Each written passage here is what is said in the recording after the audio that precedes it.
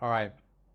Now, the last thing I wanted to share really was what I mentioned in the beginning of the video, was that how I found out that I was a starseed. So, right, when I was 18, I was doing a metaphysics class. This was in person, and it was run by two amazing women who were basically kind of devoting their lives to teaching others about Ascension and metaphysics and consciousness and healing. And one week it was the theme of starseeds, and so we were guided through a meditation to meet our starseed origin, or to know our starseed origin. And so I participated in this meditation, and my brother was there as well, and he did too. And what I found when I was kind of prompted in the visualization, in the meditation, to kind of know, therefore, where I am from and have it revealed to me,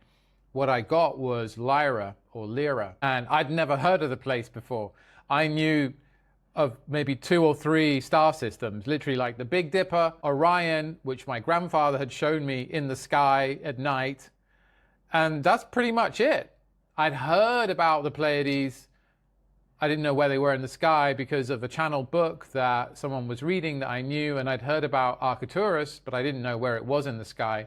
And that's all I knew. I didn't know about any of the other star systems or anything else in the galaxy and in the universes. Nothing. And this was a time when there was literally like no internet available. I mean, the internet existed, but it wasn't like we were getting on there on the internet every day and watching videos and consuming content. It wasn't like that. So I didn't know any of this stuff about starseeds and the stars and the constellations.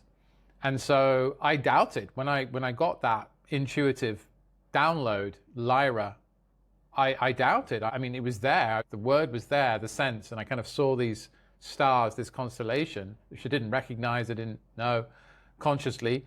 When at the end of the kind of visualization meditation, when we had the sharing, it kind of went round and around Robin, like, yeah, so where did you get? Where are you from, kind of thing? And someone said, oh yes, Pleiades, oh Arcturus. It came around to me, and I was like, Lyra, and the woman Sandy was like, oh great, and I was just like, okay, maybe she's just like humoring me, didn't kind of say anything more than that. And that was it. That was all. And then just kind of like, right, okay. And then kind of went home. And it was a few months later when I was watching a video about a UFO contactee. I think it was Billy Meier, the Swiss UFO contactee. And there was some kind of channeled information in there or something, or from what the contact he was having or something like that. And it mentioned Lyra. And I was like, what? Huh? And we were actually watching it at that metaphysics group, months later. And there it was said in the video, the Lyra, constellation of Lyra, civilization on Lyra. I was like, oh my God, it's real.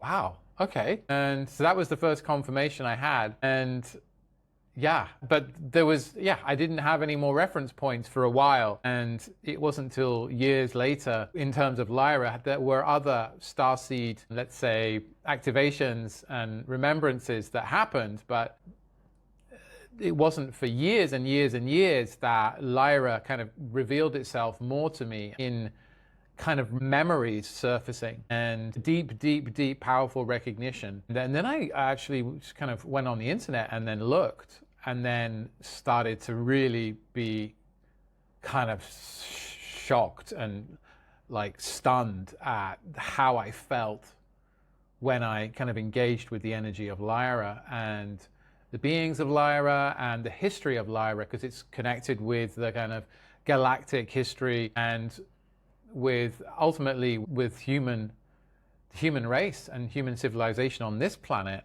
And that's a whole rabbit hole that I won't go into now, but it's a big one. And there's also major connection with what's known as the Orion Wars, which I later found out in the last kind of 10 years, something I started to kind of delve into, especially in the last 6 years when my channel opened.